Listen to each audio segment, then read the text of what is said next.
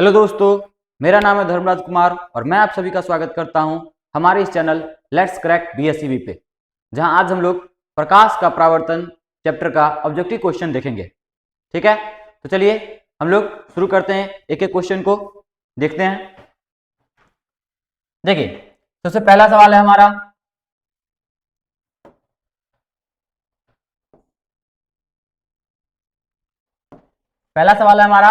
प्रकाश की किरण गमन करती है। प्रकाश की किरण किस तरीके से गमन करती है? सीधी रेखा में, टेढ़ी रेखा में, किसी भी दिशा में, या इनमें से कोई नहीं। तो हमें पता है कि प्रकाश की किरण सीधी रेखा में गमन करती है। प्रकाश की किरण हमेशा सीधी रेखा में गमन करती है। दूसरा सवाल है हमारा, प्रकाश किसका रूप है? प्रकाश धारा का रूप है, ऊर्जा का रूप है, शक्ति का रूप है, या इनमें से कोई नहीं। तो याद रखेंगे, प्रकाश किसका रूप है? प्रकाश एक प्रकार की ऊर्जा है।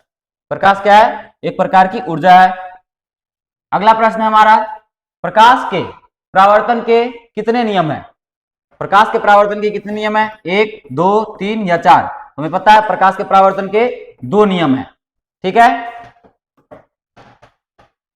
दर्पण सूत्र कौन सा है? इनमें से कौन सा दर्पण सूत्र है? तो हमें याद है दर्पण सूत्र कौन सा होता है? 1/u plus 1/v equal to 1/f। तो हमारा आंसर कौन सा हो जाएगा? 1/v plus 1/u equal to 1/f। B हमारा सही आंसर हो जाएगा।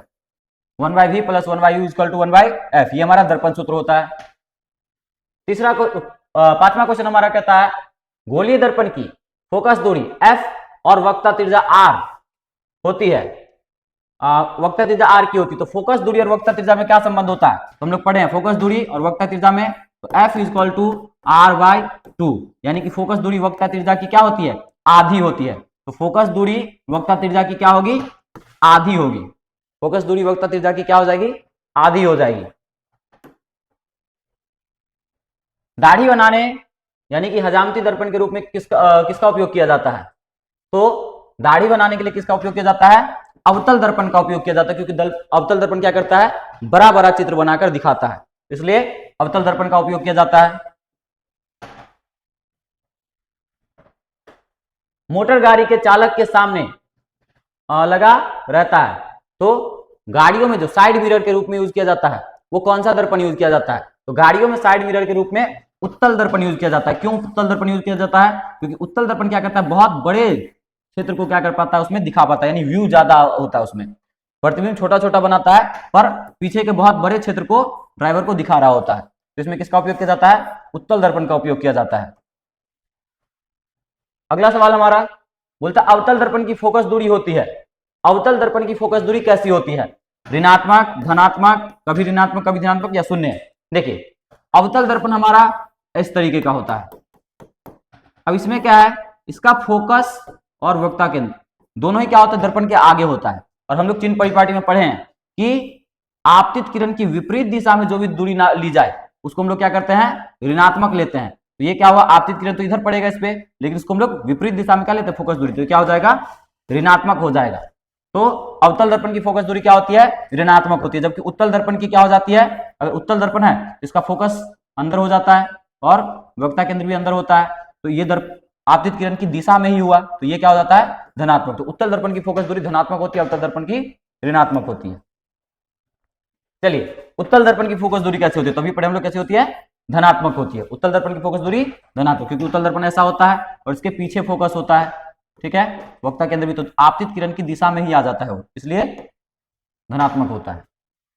अगला प्रश्न हमारा, काल्पनिक यानी कि आभासी प्रतिबिंब हमेशा कैसा होता है? तो आभासी प्रतिबिंब जो हमें होता है वो हमेशा सीधा होता है। काल्पनिक प्रतिबिंब कैसा होता है? हमेशा सीधा होता है। और वास्तविक प्रतिबिंब हमेशा उल्टा होता है।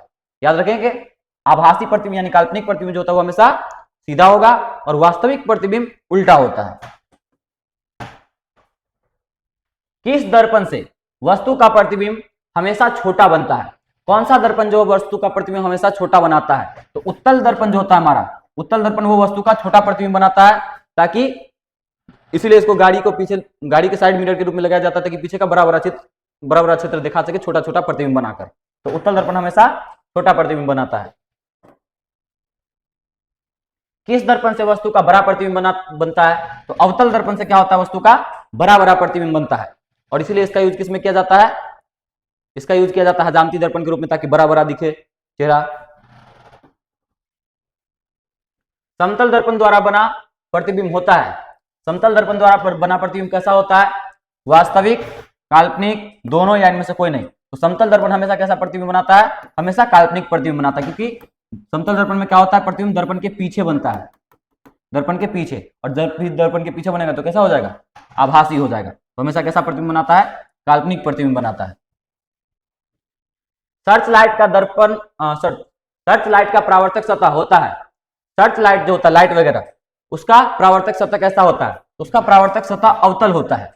अब अवतल क्यों होता है? क्योंकि अवतल दर्पण क्या करता है? उस प्रकाश को एक बिल्कुल समांतर किरण बनाकर दूर तक भेजता है, ठीक है। तो इसलिए अवतल दर्पण का उपयोग किया जाता है सर्च लाइट में, ताकि वो प्रकाश की किरणें दूर तक जा सके। एक गोलीय दर्पण की वक्रता त्रिज्या 20 सेंटीमीटर है, तो इसकी फोकस दूरी क्या हो जाएगी? तो हम लोग जानते हैं वक्रता त्रिज्या यानी कि r, और फोकस दूरी में क्या ये होता है? Sorry,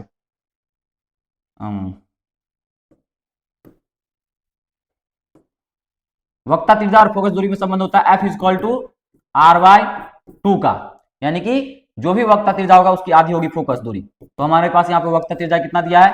20 centimetre. तो 20/2 यानी कि F बराबर क्या आ जाएगा हमारा? 10। तो 10 सेंटीमीटर क्या हो जाएगा हमारा? सही आंसर हो जाएगा। तो अगर किसी गोली दर्पण की वक्रता त्रिज्या 20 सेंटीमीटर है तो फोकस दूरी कितनी हो जाएगी? 10। निर्वात में प्रकाश की चाल कितनी होती है?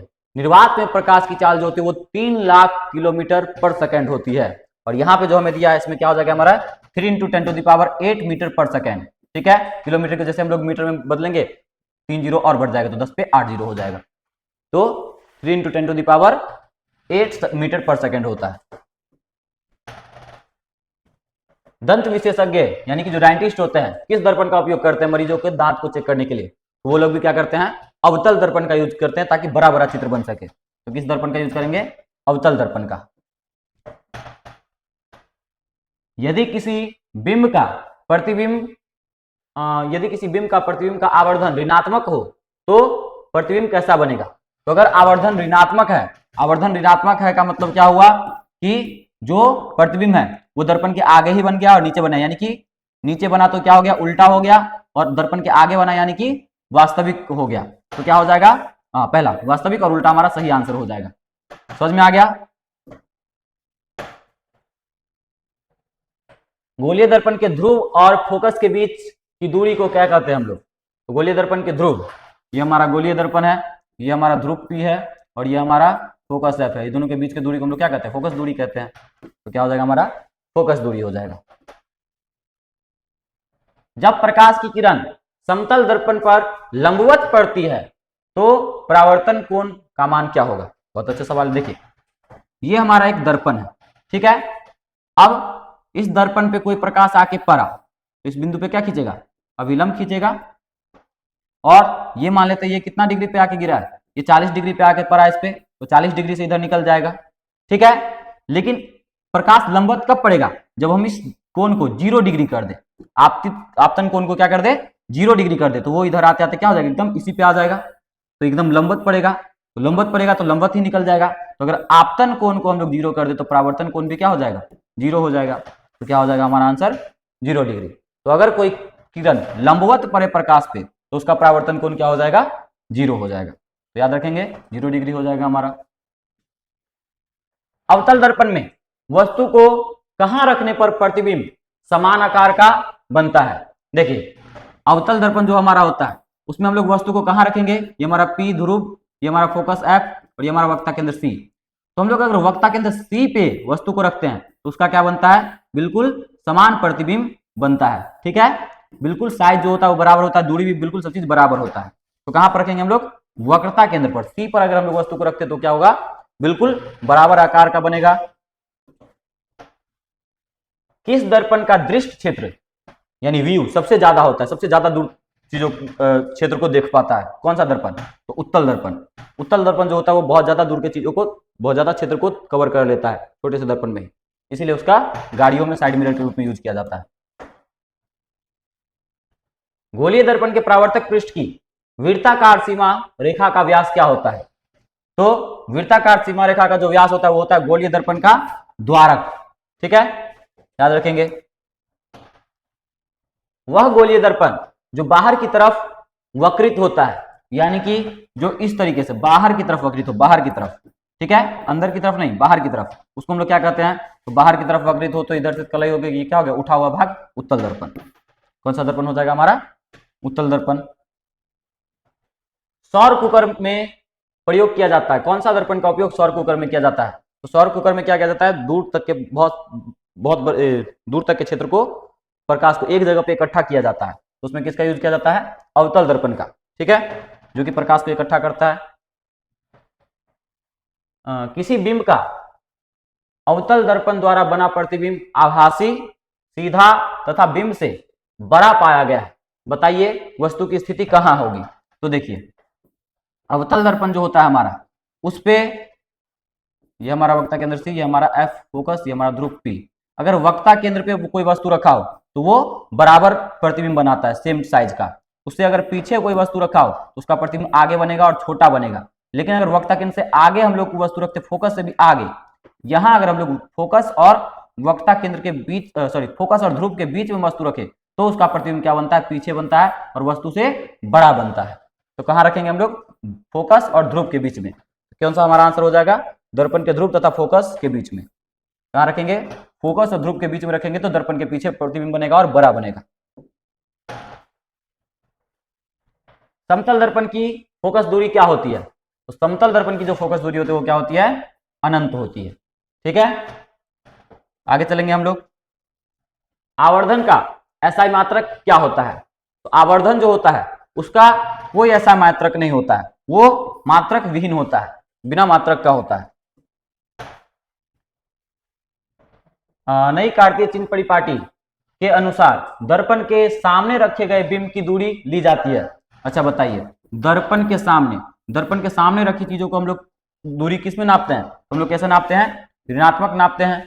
ठीक है, दर्पण के पीछे वाला हमारा धनात्मक हो जाता है।